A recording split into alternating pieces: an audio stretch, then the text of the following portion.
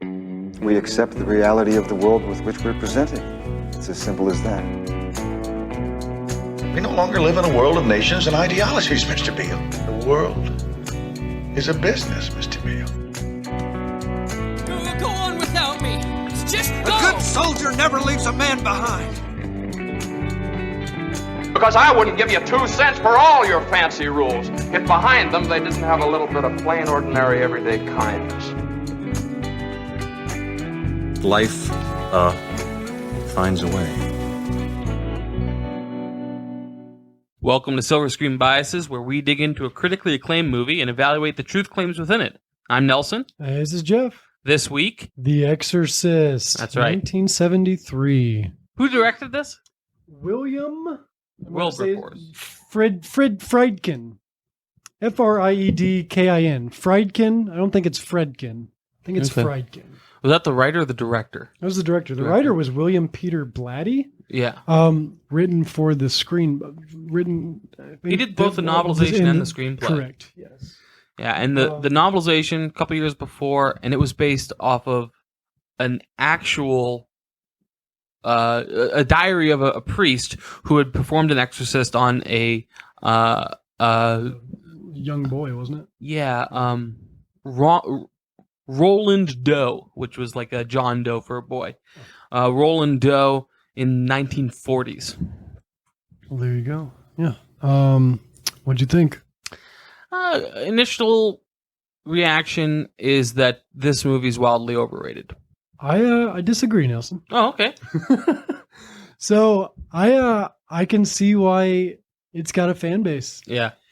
I didn't enjoy myself while watching this movie. This is, like we've talked about the last couple episodes, this is not the genre of film I like to be entertained by. But I'll tell you what, my wife and I were both very much like, we were freaked out. And we'll get to some of the deeper reasons why these movies, this genre specifically, Like spiritual horror? Spiritual horror. It's probably the one. If there's going to be one that's going to get me, it's going to be spiritual horror. Yeah.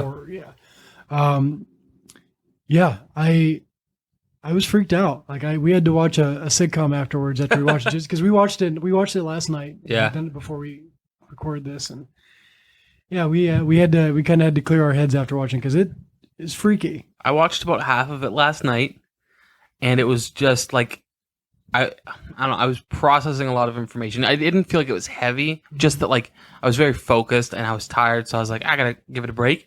I tried to go to bed and I laid awake for like 2 hours. What part did you pause at? I don't know, it was like almost perfectly the midway point. I can't remember though. It's about, the movie itself is almost 2 hours exactly. That's right. So yeah, I paused it right about the midway point, and then I couldn't sleep, felt like tired but just unable to wind down. Was your mind active? Like, I mean, like, do you active. think it was due to the movie that you were wrestling with your? Maybe, but I also had to switch to a sitcom. I watched the newest Rick and Morty. After that, I was totally wound down after a good giggle. Rick we trust. That's right. Yeah. Never watched it. It's another conversation, I guess. That's one of those shows that I avoided for a while just because the fan base is the worst. Right. But the show is excellent. Yeah. I did try the Szechuan sauce. I did get to try that when McDonald's brought it back. I did get the to Mulan sauce? Yes. And it slams. I'm not going to lie. I get the hype behind the sauce. Yeah. Anywho. Yeah, spiritual horror, man. I don't think the graphics aged well, but even with some of the what feels like low budget special effects or just dated special effects, still freak me out. I thought the still practical really effects creeped me out. were phenomenal. Yeah, for the time, absolutely. Because there's no digital effects here. No, it's all practical effects. Right. You mentioned low budget, and so let's touch on that real quick. Talk on the budget. Budget in 1973 dollars, $12 million. Okay, every movie we've talked about so far, in modern money, it's been around $10 million. This movie, in modern money, $80 million. This is a huge budget production for the time. About that. And the note says here, if adjusted for inflation, this would be the highest grossing R-rated film of all time. Really? That's That's IMDb. Surely Deadpool has. That's IMDb. I'm fact checking that right now. Deadpool surely has a higher budget. Okay. Because this fact doesn't give a number, but this is specific to The Exorcist. It says, if adjusted for inflation, this will be the highest grossing R-rated movie of all time. Wow. Deadpool budget estimated at $58 million. Hey! Yeah. There you go. Exorcist wins. Exorcist wins. Wow. Chalk one up for the demons. $80 million. Yeah, I think a lot of that money went into casting. There's people that are in the movie that get one or two lines and then they're gone. Right. And then they were on site in Iraq. They had on site in Georgetown as well, and in New York. Well, I mean, the house that they live in, which is supposed to be in Georgetown, was actually in New York. But still, getting rental space in New York's not cheap. It wasn't even cheap in the 70s. So yeah, it's I can see where all the budget went, especially with special effects. Man, they must have spent a ton in special effects. Yeah. I'm checking here. I believe this was Linda Blair's breakout movie, The Child. Oh, I can imagine it would be. Yeah, because her current age is, she's born in 59. What would I know her from besides this? Let's see here. Known for The Exorcist, Savage Streets, Hell Night, Roller Boogie. A bunch of movies I've not seen. Just scrolling down. I don't think I've seen her in anything else. Wait, she was one of the S Club 7s? No. Okay, well, she's in S Club 7. I don't know if she's one. No, is she British? I'm reading here. No, she's American, so she was not one of the 7. Okay, but she was in the show. She was in the show. There was a couple people in the movie that I was like, I think I know that face. And when I looked them up, all the things that they were known for was a bunch of B-list horror movies that I'd never heard of. Yeah. So it was odd. Yeah, odd in that regard. I do have a fact that Jack Nicholson was up for the part of Father Karras. Okay. Before Jason Miller took the role. Would he have still been a Greek guy? That's a great question. Thank you. I don't know. Very good question. One of my best questions. Yeah, so as far as casting goes, it's the only one I could find that. There's a note here. Studio wanted Marlon Brando for the role of Father Merrin. Oh, okay. So a fairly secondary role. Yeah. So I mean, two big names ended up casting with, lower known names. Yeah.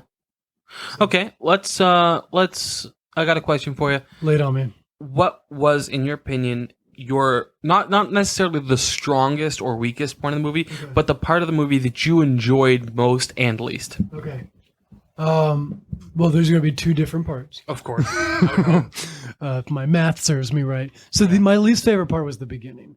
The beginning was really slow. Yeah. Not specifically like a scene, but just up until Linda Blair's character started acting out. Like, I got bored. Mm-hmm. But then the moment that the spiritual warfare started happening, I'm like, okay, now I'm intrigued. Because even up to that point, there was nothing scary, there was nothing creepy, there was nothing eerie. Nothing like that was happening. The Ouija board moved on its own. Right. But I guess maybe because I've seen that before every time a Ouija board's in a thing. Sure. I mean, this was, I think, the first, but yeah. Right. Exorcist has a lot of firsts that are now just like played out tropes. Yeah. Things, yeah. So yeah, you're right. That would have, but because I guess it didn't catch my eye because I had seen that so many times, in my own personal Ouija board use. Of course. Yeah.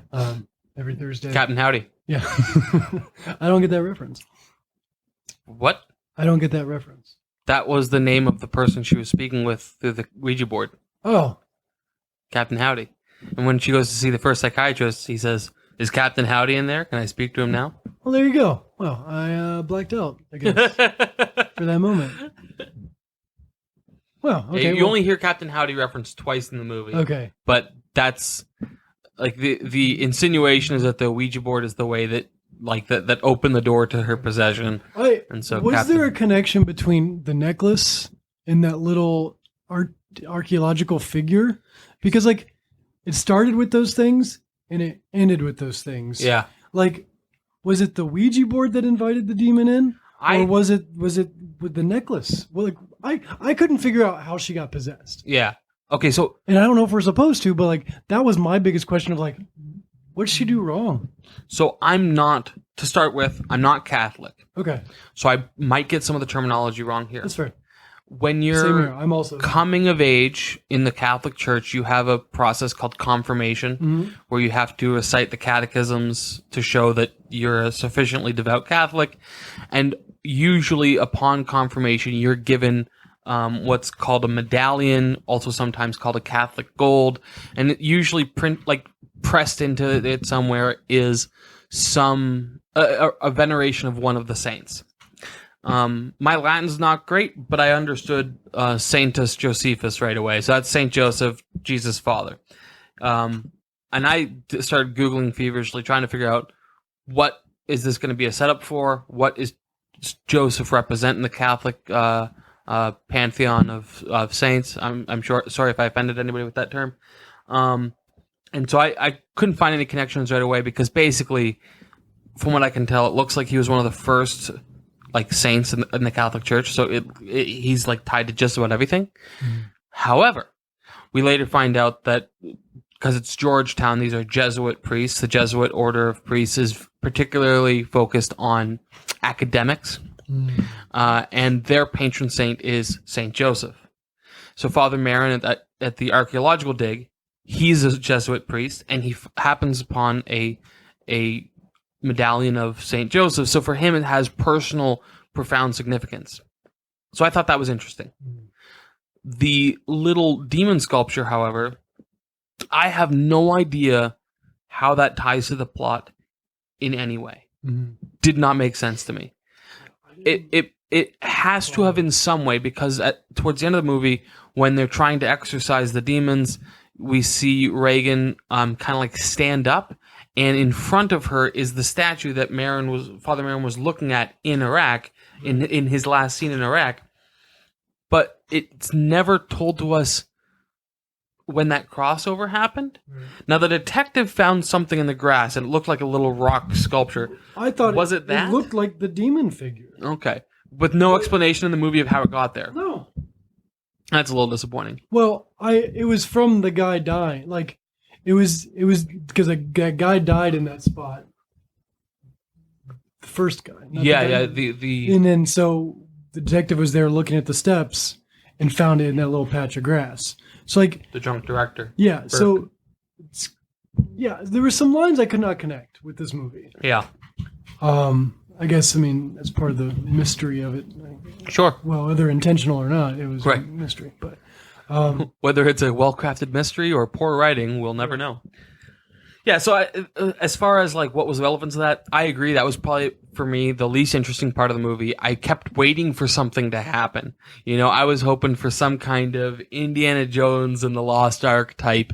They discover this thing in an archaeological dig. They open it up, and he's possessed by a demon immediately and brings it back to the States. And that's just not what happened. I think if you were to write this movie today, that's probably the course you'd take with it. Action right away. Something also that slows the speed of this movie. There's no soundtrack. And there's a lot of time where it's just dead quiet. Yeah, I did realize that. I knew the theme song, though. That piano riff. I don't know it. I'm not going to... Do it. You have to. Okay. Nope.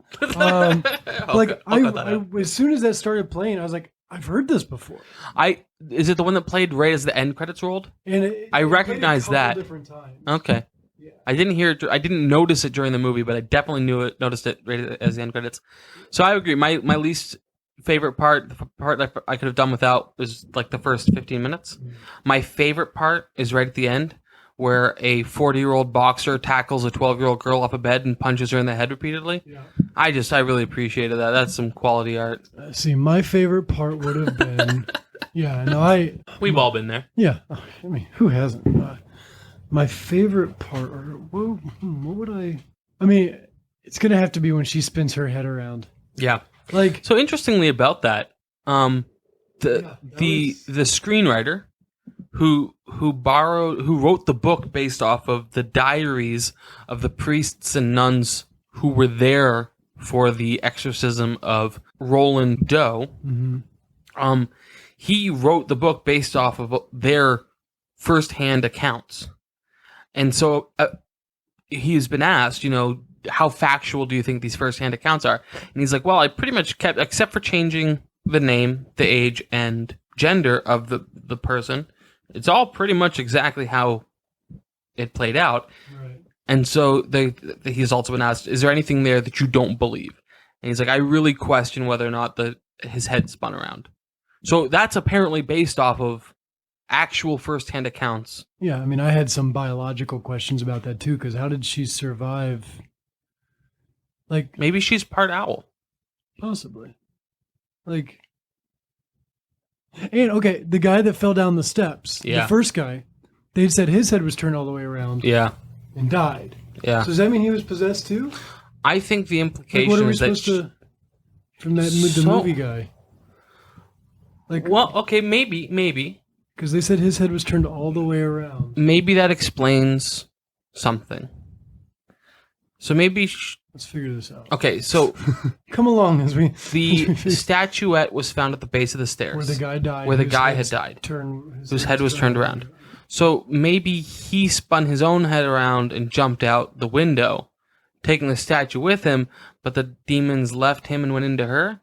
We already had at this point some evidence of some kind of possession, but until this point, they were trying to provide all natural explanations. Maybe what the screenwriter's intending is that at that point we've blurred the lines between the natural and the supernatural. Mm-hmm. Or maybe I'm reading into it way too much. My first assumption was that she snapped his neck because they'd already established that she's got the ability to lift a car to save a baby kind of thing. Yeah. So, But I mean, but there's a difference between a snap neck and a all the way around rotated neck, and I feel like that was foreshadowing to what we saw Reagan do later. It's like maybe they did just imply that it was just a broken neck, yeah. but they said spun around because that was the foreshadowing, just the dialogue. Yeah. But I took it as, oh, okay, that also sounds mystical or Yeah, spooky. yeah. So Who is your favorite character in this movie? I like the detective. Same. That's First of all, actually he what I had a was gonna say. sweet mustache. Yeah, I thought the acting was, for the detective specifically was the most well done. Yeah, I appreciated him and what he brought to the table. There's an alternate ending that was published in the year 2000. Oh, really? Yeah, it's the alternate movie is 10 minutes longer. So the scene at the end where the mother gives the priest the Catholic medallion of Saint Joseph, he gives it back to her and says, "You're going to need this." And then, dun, dun, dun, and then the scene plays out pretty much the same, where he goes to the top of the steps and looks down. But then the detective walks up, and the two of them start a conversation that like they develop a friendly bond, and then the movie ends. I haven't seen it. I just know that that's what happens.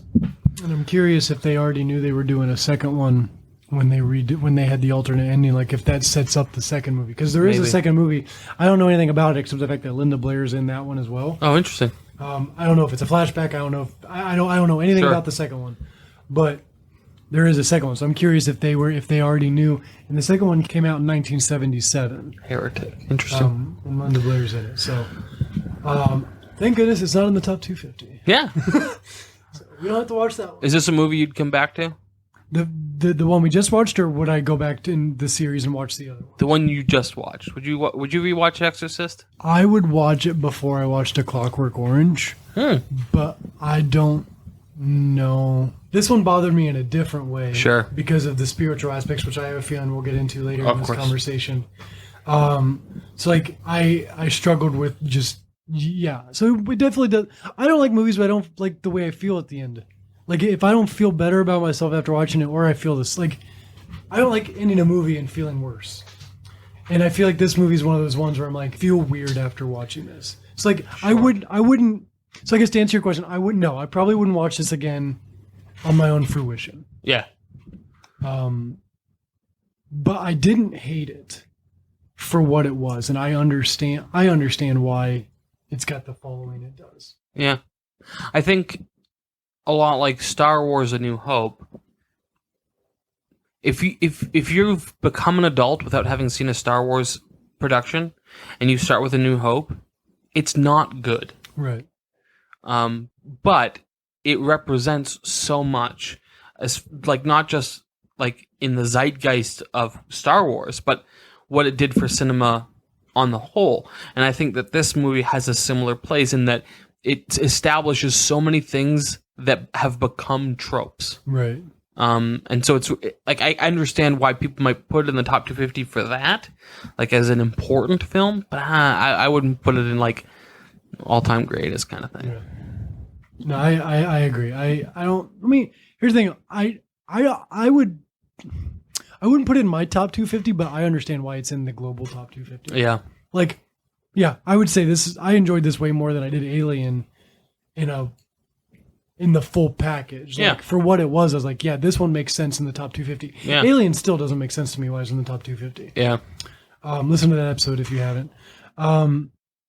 But yeah, so I understand why this movie's here. Okay. Well, let's get into. So we've kind of jumped around our typical programming. Let's get into the movie itself. What truth claims did you notice, Jeff?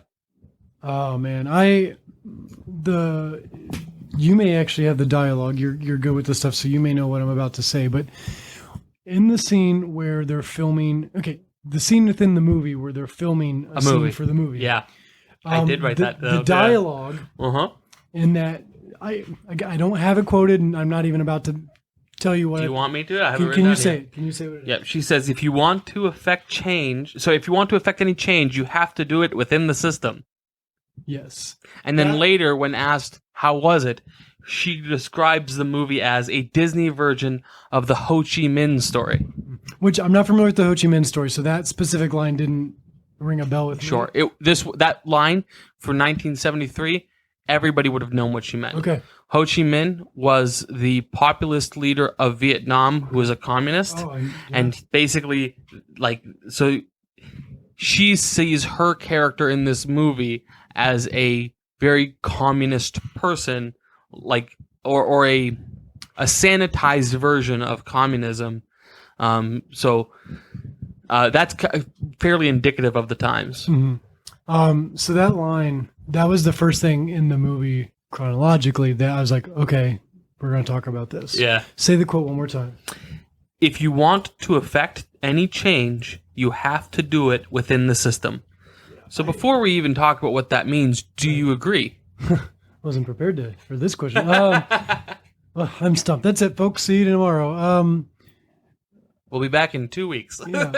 I think that's a relative statement. Okay. Or that can't be an all-defining truth, but it can be truthful in some scenarios. I know that. Okay, I know it's a vague statement. It's an easy way out, but so I guess the short answer is no. I don't believe that in all scenarios. Okay.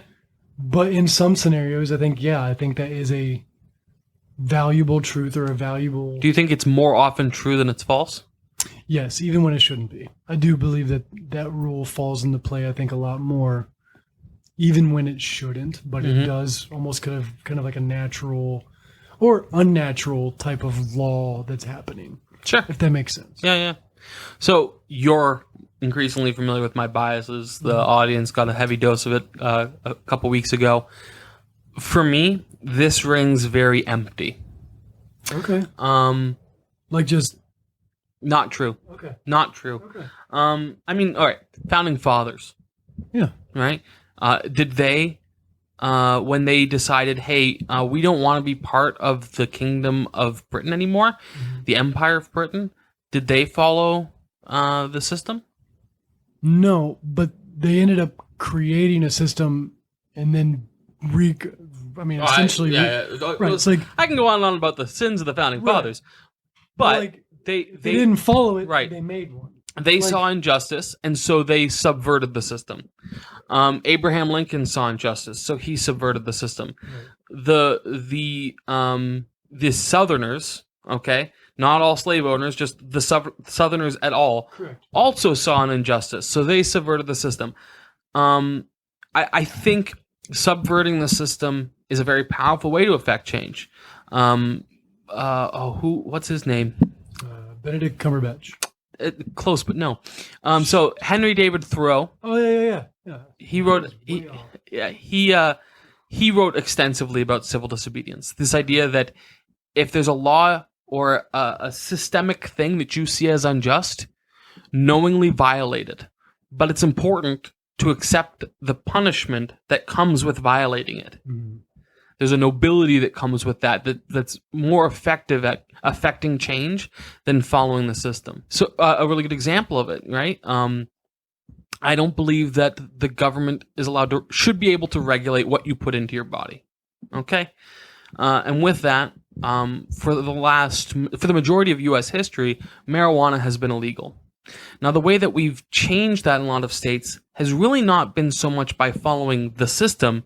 It's largely been just people subverting the system to the point where those in power see it as politically viable to change those laws. Okay. No, I don't disagree. I do think that there are, like, if you're going to violate person or property, I think you're doing it wrong. Okay. Right? And the system, if there is going to be a system, should only exist to protect person and property. Beyond that, I think it's perfectly legitimate to subvert the system, but I think it's important to accept the punishment that comes with it. Okay. All right. It may make me a believer after all. But yeah, I guess my perspective was a little bit more like pessimistic in the fact that it's just like, I guess more it's from the perspective of the people that's not willing to confront the system. There are ways. How's my thought train going here? I think your reservation here, if I might put words in your mouth, is that often people who are not willing to follow the system, they do it by violating individual rights and property rights, and they're unwilling to accept the punishment that comes with violating what they see as injustices. Yeah, and most of the time, I mean, like, do I agree with the Revolutionary War? Yeah, sure.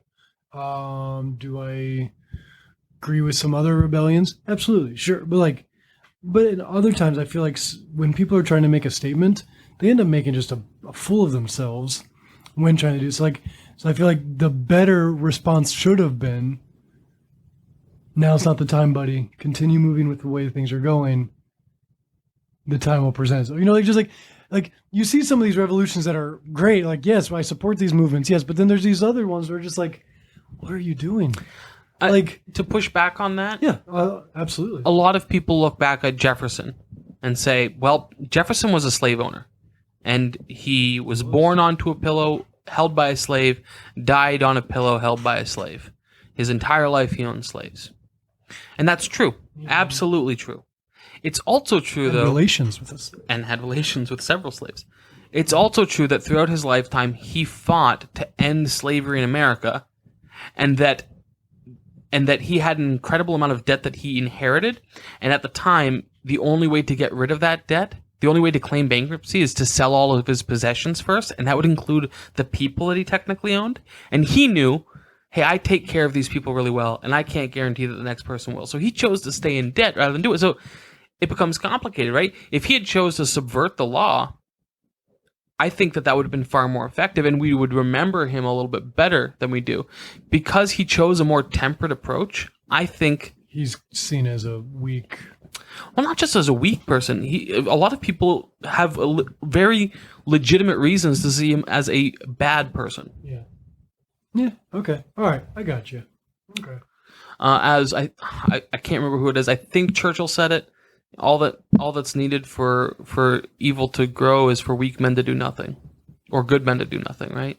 So I think that when you see injustice, if it requires work within the system to the means that you can, right. But oftentimes the system is what's causing the injustice. Yeah, I would agree with that. Okay, all right. Thank you, Nelson. Oh, I'm happy to. So that was the first bias that I picked up on. Yeah, and that one's an easy one to miss. Right. So what was the first one you picked up? Oh, the same. Actually. Oh, okay. Yeah. Okay. What's the next one? Coming from your way. I thought it was really interesting the way that they were setting up early on that this woman is not religious. Right. Okay. Yeah. Just with her language, she's saying for Jesus Christ, for Christ's sake, and a lot of similar things like that. Mm-hmm. One thing I noticed early, right? She's in her room, unlit cigarette in her mouth, and she's journaling.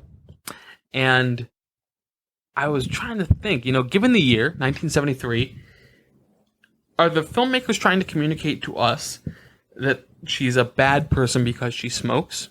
Or it's 1973. Is it just that she's a smoker? She's a smoker because even the priests, one of the priests, the priests are all smoking. The priests are drinking, right? Yeah. And then I thought, so then my opinion changed. Oh, well, even the priest is smoking, so it's probably just a factor of the times. I don't think, the tobacco products were. But then we see that same priest that we see smoking says, I'm having a crisis of faith, and then his best friend priest is getting drunk at a party with other people who aren't of priestly order, so he's negatively affecting their opinion of the church, or not. Yeah, he's negatively affecting the reputation of the church, and then he steals liquor to bring to Damien. So, I think very much yes that, and it's hard to say because we don't live in the 70s, we don't know what smoking culture was like at the time, but I think very much yes, they were using cigarettes to portray these characters as flawed people given device. Okay. Yeah, I didn't catch that at all then. Okay.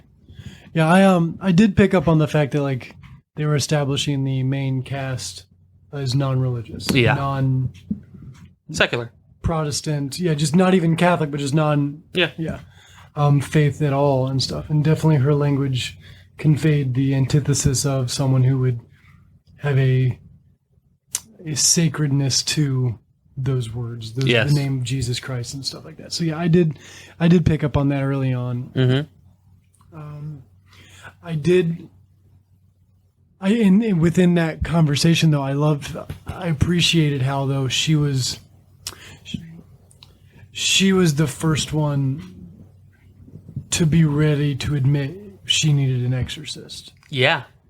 Everyone else was like, no, that's the last thing that's the last thing on the list that we would deem that this situation is. But she's like, no, trust me. And also, I think so. She immediately went to the spiritual aspect. Yeah. Pretty soon. Well, it was suggested to her first, but the person that suggests it gives a naturalist psychoanalytical approach of the reason this is effective is because the people who are having it done to them believe it's going to be effective. So there's a placebo effect here. Yeah. But then when she brings it up with Father Damien, she's bought in. No, my daughter is possessed. She's seen some ish, Oh yeah. Yeah. Things that cannot be naturally explained. Yeah. Well, let's pause here for a second. I'm a Christian. Yes. And Nelson, I'm going to out you here, but I know you're a Christian. It's true. We were of the same faith. I'm not very good at mindset. hiding it either. Was any of this hard to observe, knowing that okay, I guess I don't know where you specifically believe within this realm, but I believe that demon possessions still have the ability to happen. Maybe not necessarily in America. Sure. I do feel like there's a cultural. They even kind of touch on that in the movies too. Have how mm-hmm. it happens more often than not, just not in this suburbanized, more secularized. No, yeah, secularized, but more just cultural, mm-hmm. It's more progressive, more progressed society. But it happens a lot in tribes. It happens a lot in these smaller villages and stuff in these third world countries.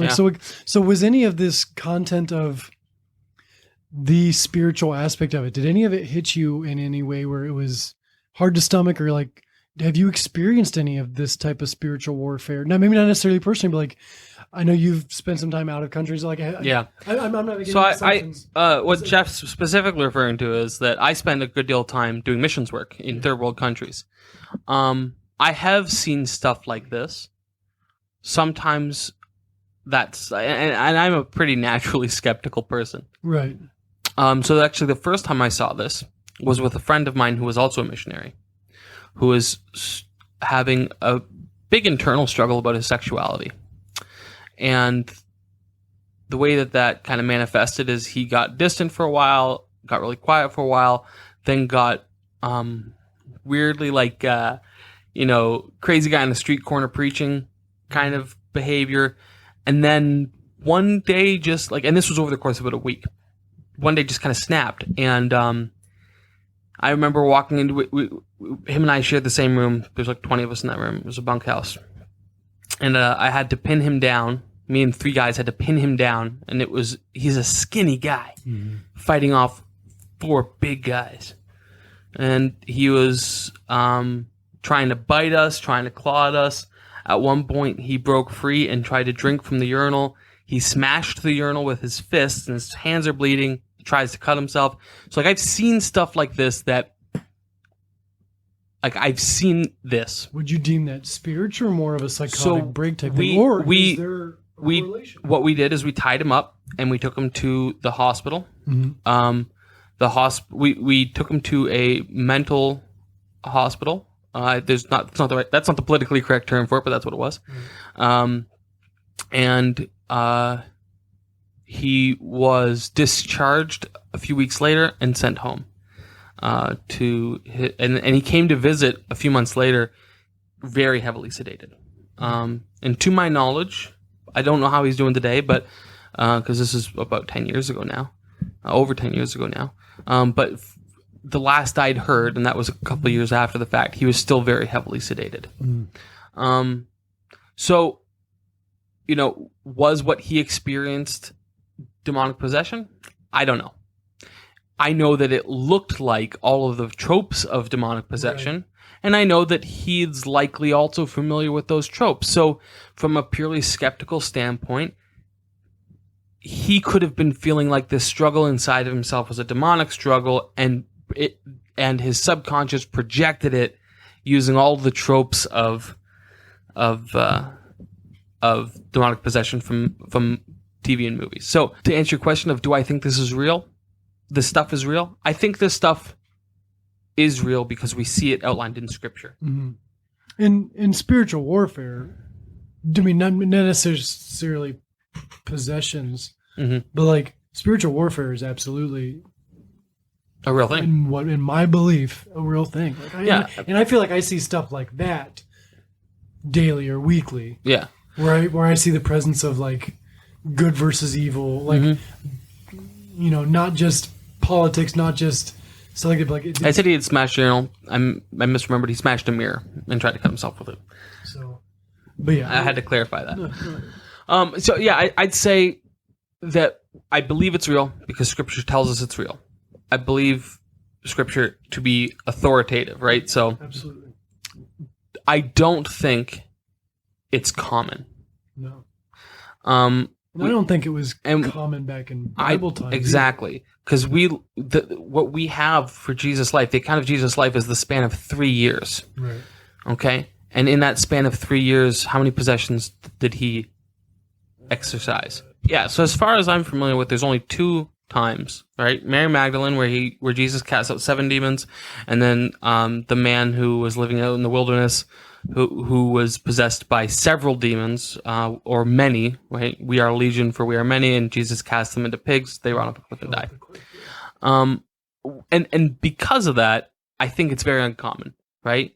If anybody's going to be casting out tons of demons, it's going to be Jesus. And in his 3 years in ministry, it happens twice. That's documented, yeah. I think that if it happened more than that, there would be mention of it. I would assume so. And so, and because of that, I also think I am also skeptical of people who have ministries where they're doing this all the time. Because the only place that I can see authoritatively that it's happening, it happens twice in the span of 3 years. Also made it interesting that in the movie, you know, Damien says to the other priest, there's at least 3 that I've counted so far. And the other priest says, very matter-of-factly, it's only 1. He's not even spoke to her yet. It's only 1. And I think that's interesting because both times in Scripture where we see that, there's several. Right. So they do depict in the movie like this kind of, well, we're both out of our, well, the one specifically is way out of his comfort zone, but the one has, and the one that had the experience with it was in a third world country in Africa. So they did kind of have that idea that it doesn't happen often, and when it does, it definitely doesn't happen. And doesn't seem to happen here. Rural. Yeah, it's funny. The I don't know what his position is, but the guy that Damien goes to first and says, well, I think we should get somebody with a little bit more experience. Maybe we can find somebody that's done foreign missions. And I think it's really interesting that that's also where they go immediately. Yeah. What other truth claims did you notice? Well, kind of circling on this topic, but moving forward a little bit, like, do you think spiritual warfare was a truth claim that was being presented in this movie?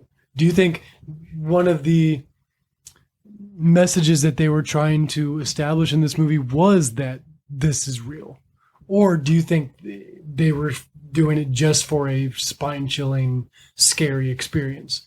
Do you think just the act of exorcism in general was a, hey, watch out? You know, do you think they were kind of bringing this to light? Because it was based on a book which was based on a real experience. So, like, Well, is there any parts of this that's, well, journals of it? Yeah. Yeah. So, like, do you think that in itself is a truth claim? So in the very little research I did into the the exorcism of Roland Doe, at the time he was like the ninth person in U.S. history, and it's 1940. Okay, I think from the author's perspective, this is more journalistic than it is. I should say more anthropological than it is a truth claim. I think it's an exploration of the concept rather than this is a thing that happens. It's not a warning. Yeah. Okay. I would say. Okay.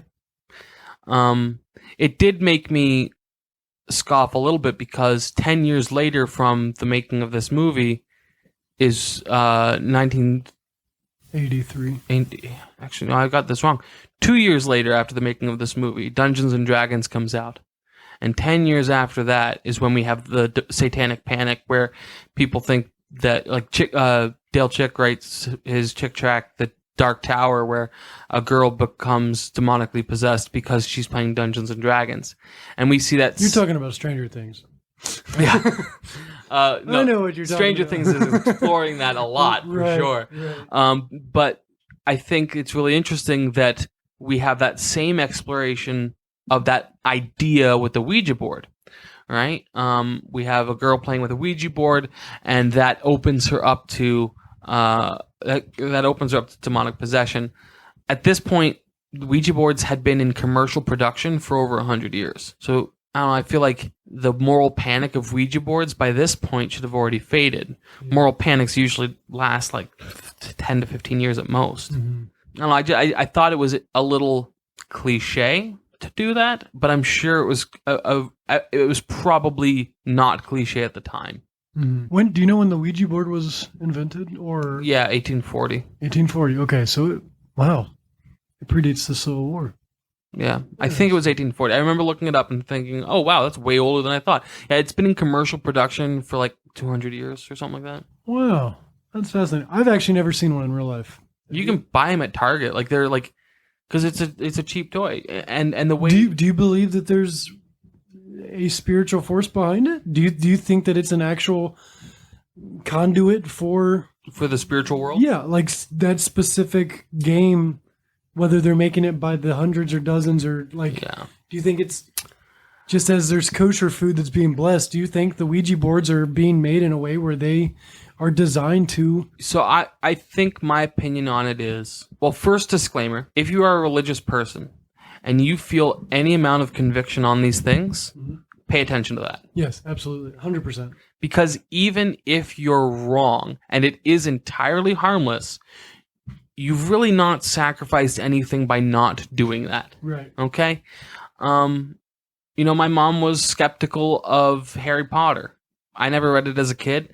I tried to read it as an adult. I don't really care for it. I don't think it's that interesting of a franchise. I know that that's going to get people hating me. We'll talk about that later. But Harry Potter had a similar satanic panic. Yep. Dungeons and Dragons has that satanic panic. I play Dungeons and Dragons all the time. Love it.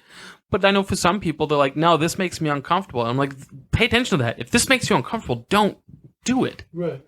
And I'd say the same with Ouija boards. I think Ouija board on its own is harmless. It is a function of groupthink, and because that's the way it works. That's the reason you need multiple hands, because everybody's pushing simultaneously to get these answers. The game, I think, instructs you to not push, but like it's the group subconscious, right? Is it possible that the very real spiritual world has communicated with people through this? Absolutely. I believe that that's absolutely possible. Yeah. Do I believe that that happens every time someone uses a Ouija board?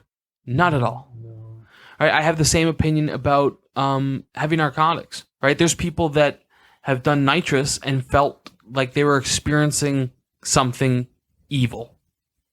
I think that it's very possible that psychedelics and other narcotics open you up to that. I also think that it's unreasonable to assume that that happens every time you use them. Mm. Yeah. Okay. I like that. Moving on. I don't know. I guess this is more of a question I'm presenting necessarily. Okay. Was this a truth claim? More of like, I saw this as one. Sure. Do you think this movie, the Catholic Church in this movie, was that a truth claim? Saying we need this presence to be functional as a society because these things happen.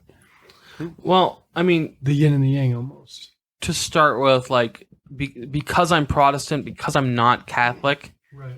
I don't have the same respect for the Catholic Church as a Catholic does. So I'm going to see this differently. I'm going to see the way it was portrayed in the movie a little differently, probably. Mm-hmm. But I think that all of the priests in the movie, in each in different ways, undermine the authority of the Catholic Church. How so? They're all given advice, right? The only priest that lives through the movie is The one openly. that's also the psychologist. No. Damien dies. Oh, that's right. He jumps out the window. Yeah. That's right. Yeah. Damien- which one lives? Damien He- forsakes his faith, takes a demon on, and then kills himself. That's right. Okay. We have the other priest dies of a heart attack. He's the only one that like doesn't in any way undermine the faith. Right. But then the other priest is drinking heavily at a party, then That's steals a right. bottle of Yeah. liquor. Right. So I think all the priests in this movie serve to undermine the authority of the Catholic Church. Yeah. And so I would say no. This movie does not seem to make a claim that Catholicism or even religion at all is important. Not at all, but at all. Like, so all types of religion are important and necessary for society to function. I'd say that that's not a claim in this movie. Yeah, I definitely didn't get the impression or feeling like it was ending on this whole like, yeah, I'm glad we have this because now we can prevent. Like, dude, there was no elevation of the spiritualness outside of just that 9-minute exorcism. Yeah, and in fact, the only person in this movie that experienced the salvific power of prayer in a very visceral way, which is the mother, gives away the Catholic medallion. Mm-hmm. Right? The only thing that would really tie her to the church at this point. And Reagan doesn't even remember it all. Reagan doesn't remember any She of it. doesn't remember a Yeah. single thing of it, which I guess if it was my child, I would be happy about because that would, Yeah. I would rather her not remember any of that horrifying stuff. True. But there is that moment, Lindsay, my wife, because when it happened, it caught her off guard, but for me, I received it as natural. At the very end, when she kissed the priest, Yeah.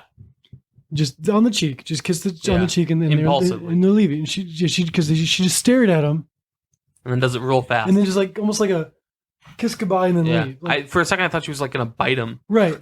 Lindsay was taken back on it, but I'm like, that makes sense. I was like, I think she instinctually knew that she had to say thank you, but she didn't know what for. Mm. I think she knew that she owed something to him or What he represents. represented. Yeah. And there was just kind of this unspoken, like, I need to say thank you. And this just very innocent, as a daughter would kiss a father, kiss on the cheek Right. before she heads off. And I'm like, and so for me, I'm like, okay, that was, I liked that little moment. Lindsay, I had to, okay, this is what I think happened. That's how I interpreted it. Yeah. But I don't know if there was a truth claim there, but like, I really enjoyed that moment of just, she forgot it all. She wasn't aware of anything that she had just gone through. Surprisingly. I'm surprised she's not walking out in a cast or like a wheelchair or something. Mhm. But like, she just, I don't know. I thought that moment was beautiful. That may have been one of my favorite moments in the movie too. Just this kind of resolve, Mm-hmm. Mm-hmm. Yes, I don't know if there's a truth claim there, but that was a very powerful moment for me. Just seeing the two parties. I feel like that's all the big ones I picked out, Yeah. or the ones that I thought maybe there were truth claims in. There was a couple other smaller ones I saw, and these were more narrative framing than anything. Like, for example, they show that the priest, Karras, Karras, Karras. Jason Miller is the actor. Okay, so Father Karras, Damien Karras, we see him go to visit his mother, and there's a couple interesting things here that, like, one of the things he says to her is, like, you can't just sit here all day listening to the radio, right? So this old lady listening to the radio all day, today, we all know of an older person that spends all day watching, like, cable news or watching the weather. So it's really interesting that that's not a new thing. It's just the medium has changed. Right. And so I thought that was really fascinating that there is this continued trope of the elderly spending all day just consuming News. mundane media. Yeah. So that My grandmother, my great grandmother did that. I remember growing up as a child, and we'd go to her apartment where they lived, and habitually, like, you could bet money on it. the TV's always on. On CNN. Yeah. And, like, I mean, I didn't have a political Sure. so I all I knew was CNN meant my grandparents. Like that's what I correlated with my grandparents, was CNN and seeing my grandparents. So yeah, I did not pick that up in the movie, but yeah, that's definitely something that I have a recognition with. Yeah. I don't know what causes that trend. My guess would be it's something similar to people who leave their pets home alone all day, and they'll put on the radio or TV so that the pet acts a little less neurotic because they're not alone. I think that there is a level of accompaniment and companionship that you can get from they're called parasocial relationships, where you feel like you know the person on the other side. Do you think it could be, and this is assuming that this is a loose assumption, but, like, could it be the correlation of the older you get, and maybe I'm wrong, correct me if I'm wrong, but the older you get, the less you may venture out. You become more of a homebody. You become more of a homebody, Yeah, maybe. just because of less hustle and bustle. Yeah. So you amp up trying to hear what's going on the outside by other media because you're not actually going out and living it yourself. Perhaps. I don't know. Maybe there's No, not. I think that's definitely a correlative effect for sure. Because I mean, my grandparents, all they did went grocery shopping and they went to church. That was it. Yeah. It's like, so for them, like, CNN's the only other thing that they had right. going on. That was it. And then a couple other things I caught. We see that Damien's a boxer. Yes. And so that tells us, the viewing audience, that he has some fight in him. Mm-hmm. And that really positions him as a boxing match with this demon. And It was a cool image. Yeah. There was some cool imagery with that. Yeah. Especially the literal punching a child in the face. Yeah. And then his mom lives in a very poor neighborhood. And I don't know if it was from the novelization or if it was a directorial choice, but they draw a strong parallel between poverty and crime. You see these kids jumping around on a car. I think that's more implicit bias type stuff, right? Like it's narrative shorthand, really, as it were. There is, however, in truth, a very strong correlation between poverty and crime. People look at FBI statistics and think that the strong correlation is racially biased. But if you control for racial groups, right, if you look at just low-income whites, you see similar correlations of poverty and crime. Desperate people do desperate things, basically. It's an interesting fact or thing you said, because poverty to crime, that correlation. But if you look at, like, Reagan came from what we assume was a very wealthy. Yes. So so there was not a correlation between poverty or malnourishment or I don't want to say ignorance, but, like, maleducation. Like, she seemed like she had everything she needed, right, outside of a father figure, right. Which we can dissect that a little bit here, but so there wasn't a correlation between the spiritual warfare and her needs not being met. Yeah. Reagan had everything she needed except a father figure. Yeah. So Father Damien says to the mother, does her father know? And she says no. We know that the father's away in Europe, and we got the impression earlier that he's not returning calls. Right. And then he says, you should tell him. They never explain why. And that's the last we hear of it. She never does tell the father that we know of. And so I think that there is a truth claim there that I hadn't caught, which is the necessity of a father figure in a child's development. Do you think maybe there's an unsaid, implied rule that, like, spiritually speaking, the father, represents the head?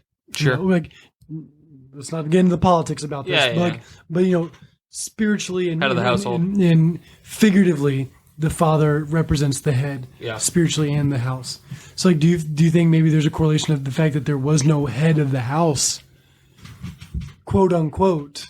Yeah. Do you think there's a connection between that and, like, the open door for a demon to enter in the house? Because it possessed the girl, but, like, the whole house was affected.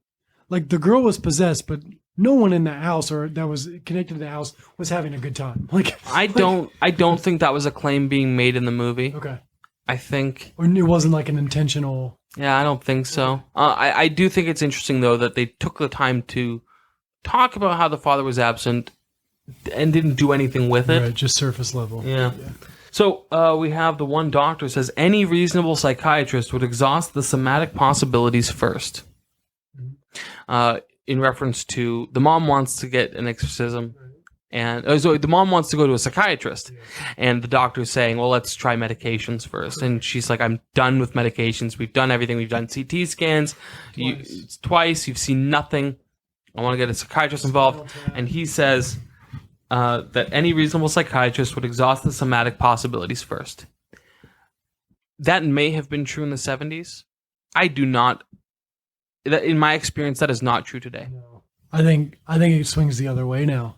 I think a lot of people turn towards mental health first because there's the assumption that the mental health or the mental unhealth is connecting to the physical unhealth. Yeah. I think it's kind of been flipped from my perspective.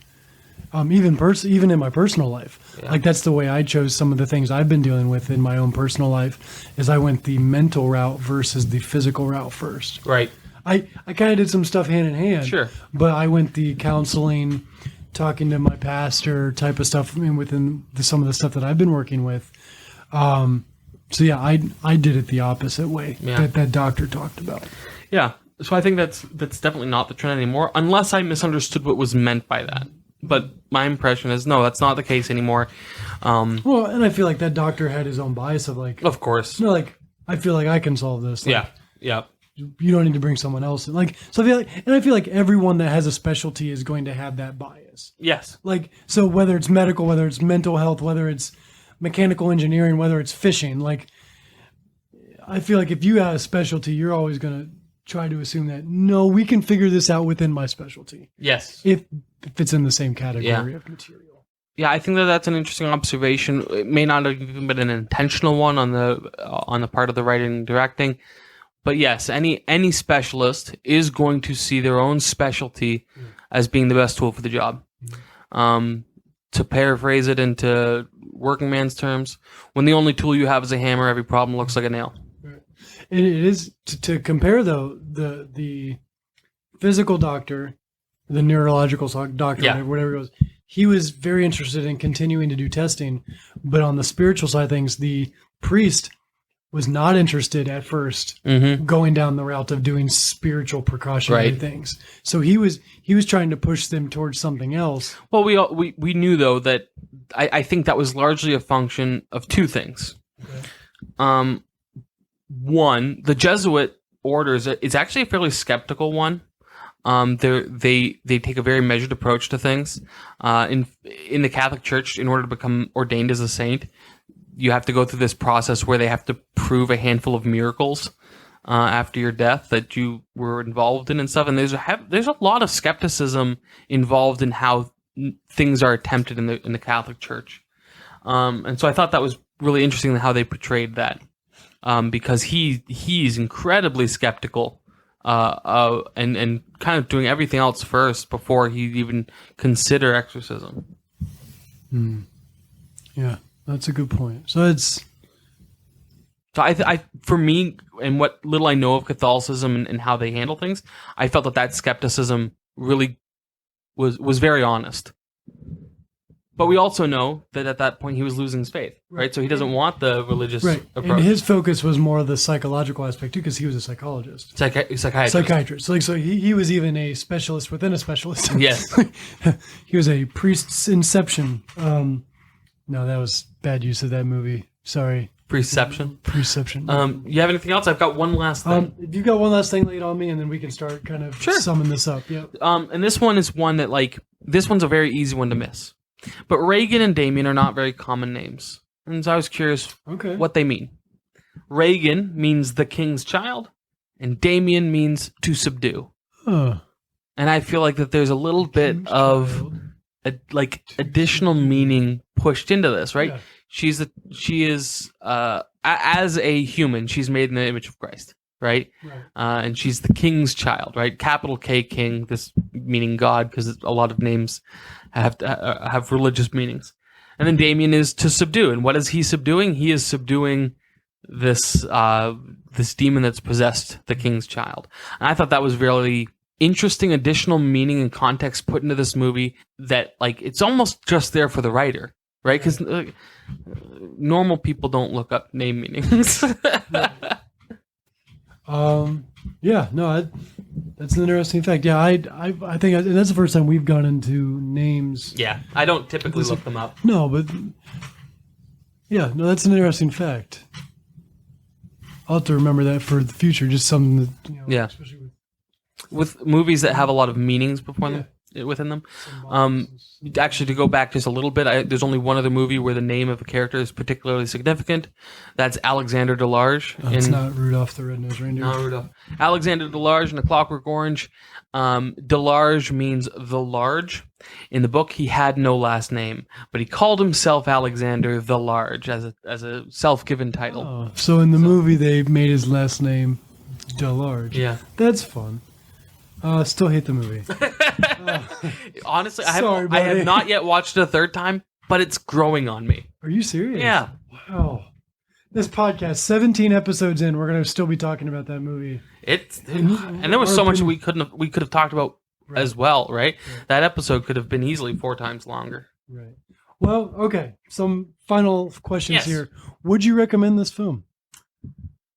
I know it's a generic question, but would you recommend it? I think if somebody were trying to, like, understand significant films in movie history, and they're like a film buff, and somehow they've never caught this one, I'd recommend it. If somebody is like a casual movie enjoyer, I'd say, give this one a pass. If they're scary movie fans, maybe I'd be like, I can understand. It's a classic. I think you put this in your repertoire of movies you've seen because you like scary movies. Because it established the tropes. Right. And I think some of the established jump scares and or terror-inducing moments are still valid. Like, I was freaked out in this movie. Especially the couple attic scenes. Yeah. Yeah, absolutely, yeah. I think I would recommend it to a specific set of friends who like these category movies. Yeah, and somehow hadn't seen it already. It's rated R. Yeah. Do you think the rating stands? Oh, yeah. Yeah. Language alone. Language alone, but then there was the one which I know in the book it's a lot more graphic. Okay, I believe that. The crucifix masturbation scene. Yeah. The book goes into way more details and actually ends with an orgasm in the book. Oh. Delightful. I feel like the movie did it tastefully. as tastefully as they could do a scene like that. Yeah. But for that moment alone, I'd say even beyond the language, that specific eroticism horror moment. I don't know if there's did that make me uncomfortable. That was very hard to watch. And I knew it was coming because my wife was looking up facts and stuff as we were watching this just because she was curious about what's going on, because that was still in the moment where it was dry, so she was just looking up and she's reading these facts about that's coming up, oh good lord, like, so we had a heads up on that moment, but that was hard to watch. I don't know if there is a correlation between sexual deviancy and demon possession. Like I don't know if that's a factual connection. I'm not. And again, it's hard to say which came first, whether that trope existed before it became popular in the zeitgeist or the inverse. I don't know. But it's definitely the story I was telling about my friend. I left out some details that was definitely involved in it. Okay. Interesting. So yeah, I think rated R is a good rating Absolutely. for that. Does it belong in the top 250? I think so. I wouldn't put it in my top 250, but I think it definitely has a place in the top 250 of movies made, not because of how it holds up, but because of tropes it established and themes it established and dealt with. Yeah, I think overall, and I guess maybe we should nail this down later on in the series, but I think in multiple parameters, I think it belongs in the top 250. Yeah. And we didn't even get into how much time do we have? We're good on time. There's a couple different taboo things that happened while filming this movie that we could talk about if we got a couple minutes. Oh, please do. Okay, let me bring this up here. Do you want me to edit this into earlier in the conversation or just leave it where it is? This is fine. Okay. If people stop listening halfway through, that's their fault. Yeah. I'm just kidding. You can edit it. Missing however out you on the want. juice. Yeah, there were some. I gotta find the facts here. I got a couple different tabs open here. Okay. So during the production of this film, there was multiple things that went awry, making some people believe that the filming of this movie was cursed. Interesting. Yeah, so I'm reading an article from Entertainment Weekly. Okay. It's an article. I don't know when. Let me scroll up. I'll tell you when it's published, just to cite my source.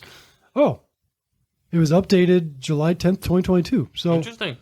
Okay. that is very interesting. I didn't realize this was a recent article. So let me go back to the part I'm referencing here. Or at least a recently updated article. Yeah, correct. I do know there's supposed to be another movie in this franchise coming out in 2023. So maybe that's why this article came out. Perhaps.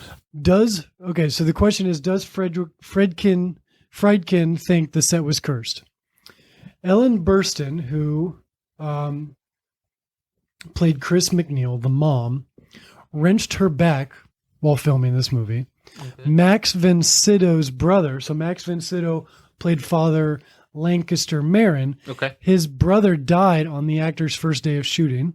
Oh, interesting. And Jason Miller, who played Father Damien Karras. Jason Miller's young son, Jordan, was struck and nearly killed by a man on a motorbike. He later recovered, but during the shooting of this film. Wow. The film also, continuing in this little article, the film also the last role for the actor Jack McGowan, who played the alcoholic filmmaker who meets a tragic end. Mm-hmm. He finished the role but died from the flu before the movie was released. Wow. Through it all, continuing in the article, through it all happened during the making of The Exorcist, Friedkin dismisses that the notion was that the set was actually haunted. Instead, awful things that might have happened during the making of any movie took on a superstitious significance because the subject matter of this one. So, so I guess real quick before we close out, what's your thoughts of superstitions when it comes to filming something that's already got a heavy weight to it spiritually? I think the director's right in this one. Okay. But I think it's really interesting because the very idea of rationalizing bizarre coincidences is dealt with in the movie. Yeah. Now, before you continue, the movie took 222 days to film. I have that almost fact. A full year. 2/3 a year. Yeah, it was supposed to be shot way less. I'm see if I can find this. I wonder if that's partly why it has such a high budget.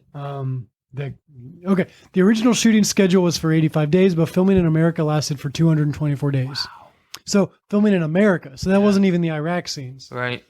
So 4 instances just in that article of tragedies or near tragedies within the filming of that year. But so it's four things within a year. 4 tragedies in a cast of a couple dozen people. Right. Over the course of 2/3 of a year, so 8 months. Yeah, it's a lot of coincidences. It's a lot of coincidences, but for that many things to happen over the span of 8 months, I can see it. Yeah, and there's. I mean, I guess we don't have to get into the details, but I mean, there could have been some other causes outside things that just some Scooby-Doo stuff. Right. So, But yeah, I just thought that was interesting. Yeah. Well, that wraps up our spoopy month of October. In a couple weeks, we'll be back with one of my all-time favorite movies, Into the Wild. Oh, not Scooby-Doo. Not Scooby-Doo. Okay, all right. I don't think Scooby-Doo's in the top 250. No, Freddie but we're Prinze Jr. gonna be watching Into the Wild, the tragic story of Alexander McCandless, directed by Sean Penn, written by John Krakauer. The book. Vince Vaughn's in it. The book is not nearly as good as the movie. Watch the movie. Skip the book. Very good. I have not seen it. I've watched the trailer to that movie. I am very much looking forward to seeing this movie. It's been several years since I've seen it, and it's one of my favorites. I'm very excited about this. Me too. It'll be refreshing after all these spooky movies. Yes, and we're now, and we are back. We kind of hand selected the spooky month. Yeah.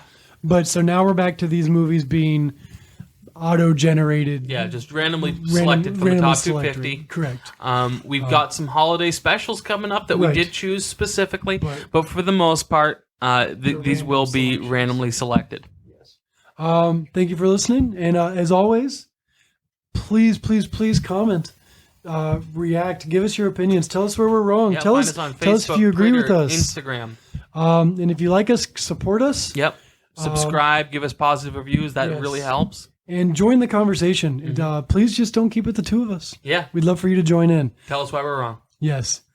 Till next time. We'll see you. Thanks for listening. We had a great time putting this together for you. To join the conversation, find us on Facebook and Instagram at Silver Screen Biases. And on Twitter at Screen Biases. We believe in value for value, so if you found value in our show, we ask you to consider supporting us. Links to our social media and support can be found in the show notes.